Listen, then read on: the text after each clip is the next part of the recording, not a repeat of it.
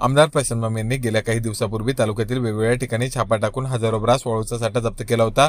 त्यापैकी आंबेलोहळे येथे गायरांमध्ये जमीन उकरून भले मोठाले खड्डे घेऊन वाळू माफियांनी अवैध वाळूसाठा केला होता। हा वाळूसाठा तालुक्यातील गोरगरीब जनतेला ज्यांचे घरकुल मंजूर झाले होते व त्या घरकुलाचे काम वाळूअभावी रखडले होते त्या घरकुल धारकांना ही हजारो ब्रास वाळू मोफत देण्याचा शुभारंभ सोमवार रोजी आमदार प्रशांत बंब यांच्या उपस्थितीत तालुक्यातील आंबेलोहळे येथे पार पडला। दरम्यान आमदार प्रशांत बंब यांनी तालुक्यात विविध ठिकाणी अवैध वाळूसाठा जप्त केला आहे। मात्र महसूल व पोलीस विभागाला हा वाळूसाठा का दिसला नाही हा प्रश्न अनुत्तरित आहे। आंबेलोहळे येथील गायरांमध्ये तर वाळू तस्करांनी कित्येक हेक्टर गायरान उकरून त्यात खड्डे करून वाळू भरली होती व कोणाला संशय होऊ नये म्हणून त्यावर पुन्हा मातीचा थर चढवला होता व संभाजीनगर शहर व ग्रामीण भागात हजारो रुपये ब्रासने हा वाळूचा साठा विक्री करण्याचा घाट वाळू तस्करांनी घातला होता। मात्र आमदार प्रशांत बंब यांच्यामुळे वाळू तस्करांच्या सर्व प्रयत्नावर पाणी फिरले असून गोरगरीब घरकुल धारकांना मात्र मोफत वाळू आमदार प्रशांत बंब यांच्यामुळे उपलब्ध झाले आहे। तास वाळू वेगवेगळ्या कृत्या वापरून वरतून थोडी माती झाकून आणि प्रचंड 100-150 एकरचं गायरान हे अगोदर पासून मुरुम उकरून आणि त्यात माती लपवून ठेवण्यात म्हणजे वाळू लपवून ठेवण्यात आलेली होती। आणि असेच वेगवेगळे 11 ठिकाणी मी वेगवेगळ्या म्हणजे आमच्या अधिकारी महोदयांना म्हणजे ही जी आम्ही मोहीम घेतली सन्माननीय एजीएम साहेब, सन्माननीय तहसीलदार साहेब आणि मी आम्ही एक 15 दिवसापूर्वी या ठिकाणी आलो होतो। हे सगळे स्टॉक्स आम्ही बघितले। वाळू माफिया हे इतके म्हणजे पुढे गेलेले होते की त्यांनी रस्ता कळूच दिला नाही कधी, आम्हालाही कळत नव्हता।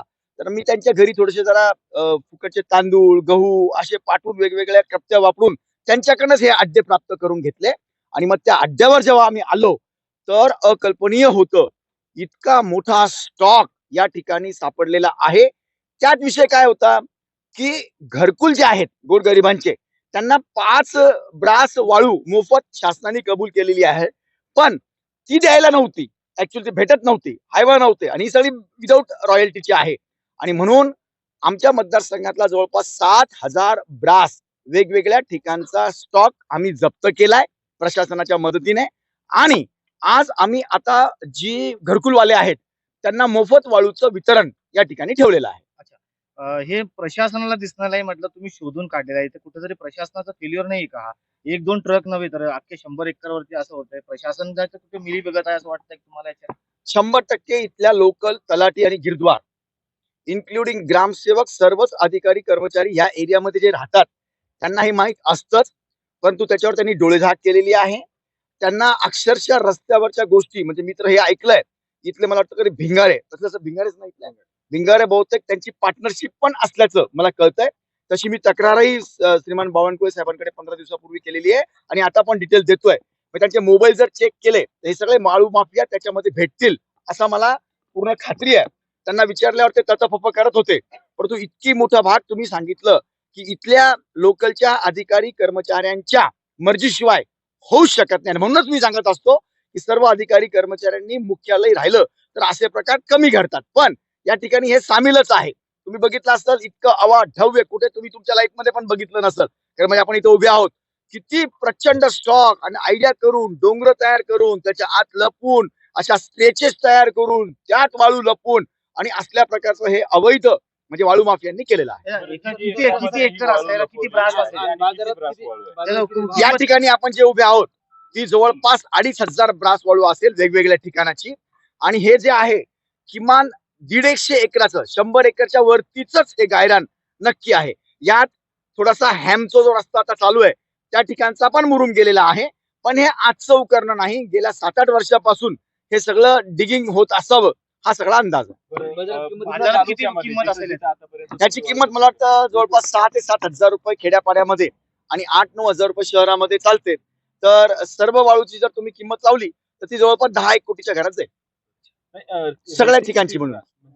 आता तालुक्यामध्ये पूर्ण तालुक्यामध्ये तुम्ही किती ब्रास जवळपास? मी सांगितलं जवळपास ती 10,000 ते 12,000 ब्रास आहे। म्हणजे बघा आम्ही जी धरल्या गेली ती जवळपास 7,500-7,000 आहे आणि अजून जे नवीन ठिकाण आम्हाला भेटले लोकेशन ती सगळी मिळून 10,000 ते 12,000 ब्रास नक्कीच असावी। आणि सगळी वाळू आम्ही प्रशासनाच्या मदतीने सगळ्या घरकुलवाल्यांना मोफत देणार आहोत, त्यांना फक्त गाडीचं भाडं द्यायचं आहे। आमदार साहेब हा. सगळ्यांना ज्ञात आहे की लोकांना ज्ञात आहे की तहसीलदार एसडीएम या सगळ्या अवैध वाळू धंद्यामध्ये सहभागी असतात. हे काही आपल्याला नाहीये. आता तुमच्यासोबत येऊन ते स्वतःची पाठ थापटून घेत आहे. एवढे वर्ष इथं इथं अवैधरित्या चालू होतं. त्यांना तुम्ही जबाबदार धरत नाही. तुम्ही मंडळ अधिकारी किंवा इतर तलाठी वगैरे बनताय. मी अगोदरच सांगितलं 15 दिवसापूर्वी आम्ही या ठिकाणी जेव्हा आलो, कारण की मी सन्मान्य तहसीलदार साहेबांना पण गेल्या वर्षभरापासून मागच्याच वेळेला आपण त्यांना सांगितलेलं होतं की वाळू आपल्याला मोफत द्यावी लागेल. त्यावेळेला पावसाळा लागला होता नेमका. तर पुढच्या 8 महिन्यामध्ये त्यांनी सुद्धा प्रत्येक घरकुलवाल्याला 5-5 ब्रास ही वाळू ठिकाण देऊन दिला गेली पाहिजे होती. परंतु त्यांची कारणं त्यांना माहिती आणि मी ह्या आविर्भावात होतो ही वाळू नक्कीच जितक्या जणांना शक्य आहे तितक्या जणांना दिल्या गेली असेल, कारण की 15,000 घरकुल माझ्या मतदारसंघामध्ये मंजूर झालेले आहेत.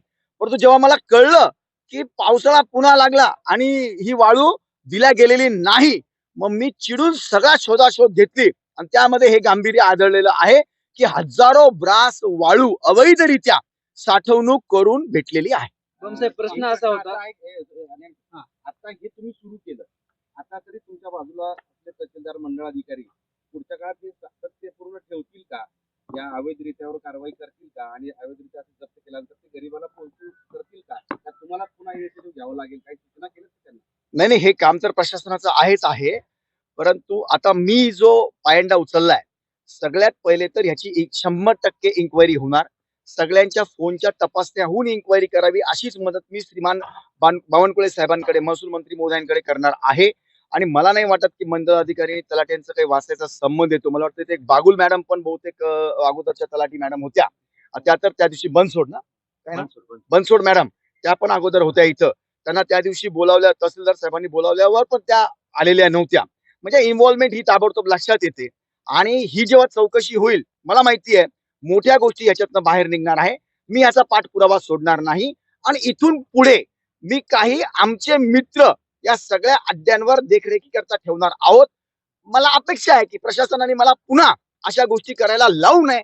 करायला लावल्या तर त्यांची प्रशासकीय जी काही लाईफ आहे अधिकारी महोदय म्हणून ती राहणार नाही. पण या प्रकरणी आता काही गुन्हा दाखल झालाय का किंवा काही प्रशासकीय कारवाई झाली का? फक्त तुम्ही इथं हे केलंय वाळू उपसा होता, याच्यावरती गुन्हा दाखल होणं गरजेचं आहे ना? जस्ट आता आपण आता आलेलो आहोत. याच्या नंतर ज्या काही प्रक्रिया होतील त्या होणार आहेत. आणि माझा असा रोल असतो कधी कुणालाही संधी देऊ नये कोर्टात जाऊन काही स्टे भेटण्याची.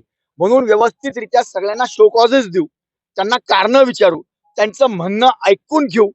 आणि ते म्हणजे काय म्हणतात त्याला, कार्यवाही पासून तर वाचूच शकणार नाही, पण स्टेप बाय स्टेप घेऊ. आज पहिला दिवस आहे. अगोदर आम्ही हे स्टॉक हुडकून काढले आणि आज प्रत्यक्ष सगळे हायवाज आम्ही सरकारी कामाकरता म्हणून सगळं नियोजन आम्ही केलं.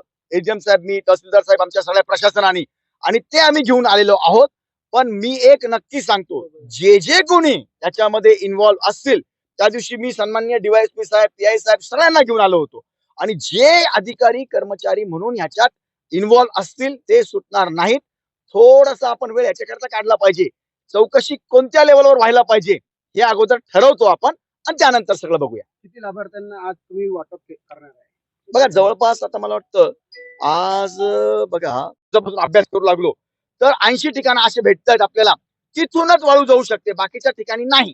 तर माझा असा मानस आहे की सन्माननीय मंत्री महोदयांना मी विनंती करणार आहे की त्या 80 ठिकाणी 80 गव्हर्नमेंटची आपण लोक बसूया. डायरेक्ट तिथे आपण एक म्हणजे काय त्याला ऑनलाईन हे घेऊन बसूया. कुणीही यावं, हायवा घेऊन यावं. तिथे त्यांनी पावती भाडावी 4-5 हजार रुपये ब्रास प्रमाणे, जे काही रेट आपण ठरवू, सरकार ठरवेल त्याप्रमाणे. आणि ते स्वामित्व धनाचे त्यांनी पैसे दिले की त्यांनी तो माल घेऊन जावा. असं जर केलं तर मला वाटतं माझ्या मतदारसंघामध्ये किमान 200 कोटी रुपये वर्षाचा हा इन्कम सरकारच्या शासन दरबारी जाऊ शकतो, असा माझा मानस आहे. बाकीच्या तालुक्याचा अभ्यास मी अजून केलेला नाही. आमदार साहेब, तुम्ही महसूल प्रशासनाला अनेक वेळा सूचना केल्या, आदेश दिले ते कारवाई करणार अवैध वाळू वाहतुकीविरोधात, परंतु कारवाई झाली नाही आणि तुम्हाला रस्त्यावर उतरून ज्या ठिकाणी साठा आहे त्या ठिकाणी साठ्यावर धाड टाकून आणि तुम्ही घरकुल लाभार्थ्यांना वाळू वितरण करत आहे आणि लाभार्थी समाधान व्यक्त केलंय, लाभार्थ्यामधून समाधान व्यक्त होत आहे. काय म्हणतात? बघा, ही गोष्ट अगदी खरी आहे की मी प्रशासनाला वारंवार सांगितलेलं आहे, आम सभेतही सांगितलेलं आहे. पण आज हे मान्य करावं लागेल, प्रशासनाने त्या गोष्टी गांभीर्याने घेतलेल्या नाहीत आणि म्हणून बघा मी हे समजू शकतो की प्रत्येक माणसाच्या मागे माणूस नाही राहू शकत, पण इतके मोठे स्टॉक हे काही आपल्या माहितीच्या शिवाय होऊ शकत नाही. आणि प्रशासनाचा हलगर्जीपणा हा तर नक्कीच होता आणि मला म्हणून स्वतःच रस्त्यावर उतरावं लागलेलं आहे आणि हा स्टॉक धरून. आणि माझा मूळ मुद्दा मी पुन्हा पुन्हा सांगतो, जे गरिबांचे घरकुल आहेत, शासन त्यांना पैसे देऊ लागलं 2-2 लाख रुपये आणि फक्त वाळू नाहीये म्हणून कामं होत नाही, हे अगदी दुर्दैवी आहे. आणि म्हणून मला यात आनंद आहे की वाळूचे साठे जे धरण्यात आले, पुन्हा त्या चोट्ट्यांनी धरून पुन्हा घेऊन जावं, त्यांनी सुरू पण केलं होतं. तुम्ही हे जे बघताय ना, हा मोठा खड्डा, आम्ही जेव्हा 15 दिवसापूर्वी आलो हे पूर्ण भरलेलं होतं, तरी त्यानंतर गेलेला हा खड्डा आहे. तर असं चालत राहणार आहे. म्हणून आज त्या घरकुलवाल्यांना भेटेल वाळू गरिबांना मोफत, याच्यात मला आनंद आहे. थँक्यू. ऍक्च्युली आमदार साहेब, हे काम महसूल प्रशासनाचं आहे.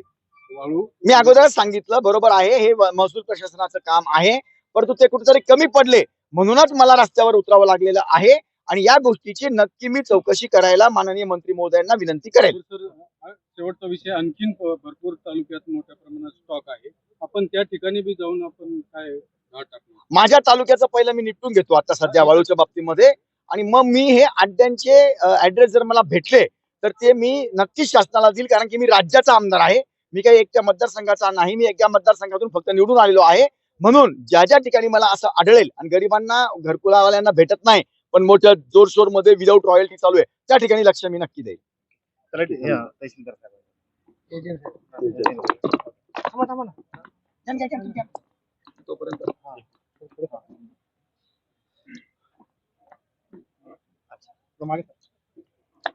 ओके, एक मिनिट थांबा. ओके, तुमचा परिचय द्या. मी एक मिनिट. उपविभाग अधिकारी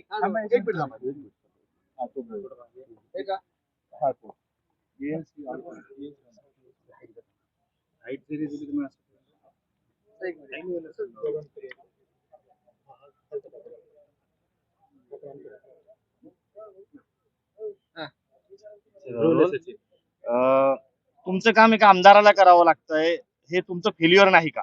नाही, जवळपास गेल्या 1 महिन्यापासून आम्ही जिथे जिथे साठे आढळतील ते साठे जप्त करणं आणि त्याबरोबर ह्या साठ्यांसाठी ज्या लोकांनी साठे केले त्यांच्यावर आम्ही कायदेशीर कारवाई करणं. हे जे साठे आज आपल्याला सापडलेले आहेत, या साठ्यांमध्ये यापूर्वीच आपण संबंधितांना कारणे दाखवा नोटीस देऊन खुलासा मागवलेला आहे. त्यांचा खुलासा प्राप्त होताच त्यांच्या जी मालमत्ता आहे आमच्या तालुक्यामध्ये किंवा इतर तालुक्यात असेल तर त्यावर बोजा टाकणं आणि जमीन महसुलाच्या प्रमाणे त्याची वसुली करणं आणि ते शासनाच्या तिजोरीत जमा करणं, हे काम आम्ही हाती घेतलेलं आहे. इथं सध्या तुम्ही काही तपासणी केलेली आहे का? काही रिपोर्ट केला आहे का? किती त्रास आहे, काय आहे, हो. कोण याच्यात दोषी आहेत? म्हणजे जवळपास आजूबाजूच्या गावातले 40 ते 45 लोक याच्यामध्ये आहेत आणि हे एक प्रकारे संघटितरित्या काम केलं जातं की त्याच्यामध्ये जो वाळू वाहतूक करणारं जे वाहन आहे त्याचा मालकही त्याच्यामध्ये समाविष्ट असतो. ते गाड्या चालवणारे लोकही असतात किंवा त्यांना जे लोकेशन करणारे लोक आहेत, म्हणजे शासकीय अधिकारी जर आलेला असेल तर तो नेमका कुठं आहे याविषयी माहिती देणारे जे लोक आहेत, त्या सर्वांची नावं आम्ही आयडेंटिफाय केलेली आहेत. काही नावं आम्ही अजून आयडेंटिफाय करतो आणि त्या प्रत्येकावर नियमाप्रमाणे कारवाई होईल याची आम्ही दक्षता घेतो. मकोका सारखी काही कारवाई होईल का? प्रायव्हेट जागेवर जर वाळूचा साठा होत असेल तर ते सरकारला कळणार नाही, ती वेगळी गोष्ट. पण गायरान जमिनीवर जवळपास 150-200 एकर जमीन अशी उकरून जर वाळू साठा होत असेल तर हे प्रशासन मग एवढ्या दिवस ते गायरान जमिनीवर लक्ष नव्हतं का? नाही, बरोबर आहे तुमचं, कारण हा जो स्टॉक आहे तो जवळपास 2000च्या आसपास स्टॉक आहे. परंतु त्या लोकांनी स्टॉक करून त्यावर मातीचा एक स्तर त्याच्यावर दिला होता. वस्तुतः आमच्या स्थानिक लोकांच्या हे लक्षात येऊन त्यांनी रिपोर्टिंग करायला पाहिजे होतं. काही साठ्यांमध्ये त्यांनी केलं पण आहे. याच्यापूर्वीच आपण त्यांना नोटीस दिलेल्या आहे. म्हणजे काही साठे याच्या व्यतिरिक्तही जिथं आहेत त्याची आमची प्रक्रिया ऑलरेडी सुरू झालेली आहे. फक्त पुढचं मकोका सारख्या कारवाई होणं अपेक्षित आहे. यामध्ये पुढची कारवाई तुम्ही काय करणार? पुढची कारवाई त्या लोकांच्या मालमत्तेवर बोजे टाकून त्या मालमत्ता जप्त करणं आणि जिथं आवश्यकता आहे तिथं आम्ही गुन्हे पण दाखल करतोय. लोक कोण आहेत? स्थानिक लोक आहेत याच्यामध्ये. आणि आज मला विशेषत्वानं हेच सांगायचंय की माननीय आमदार महोदयांच्या मार्गदर्शनाखाली आणि पुढाकारानं आणि जे खरोखर गरजू आहेत, आजपर्यंत बऱ्याच वेळा असं व्हायचं की ही जी वाळू आहे ती अयोग्य ठिकाणी चोरीच्या मार्गाने जायची, परंतु आज खरोखरच जे गरजू लाभार्थी आहेत प्रत्येक घरकुलासाठी आपण 5 ब्रॉस वाळू देत आहोत आणि जवळपास गंगापूर तालुक्यामध्ये 20,000 घरकुलांचं काम चालू आहे. त्यातला पहिला दिवस किंवा पहिला टप्पा म्हणून आज आपण 400 घरकुलांना माननीय आमदार महोदयांच्या मार्गदर्शनाखाली व त्यांच्या संपूर्ण टीमच्या प्रयत्नानं आपण हे काम सुरू केलेलं सर आहे. तुमचं नाव? माझं नाव डॉक्टर अरुण जराड, उपविभागीय अधिकारी वैजापूर. धन्यवाद. थँक्यू.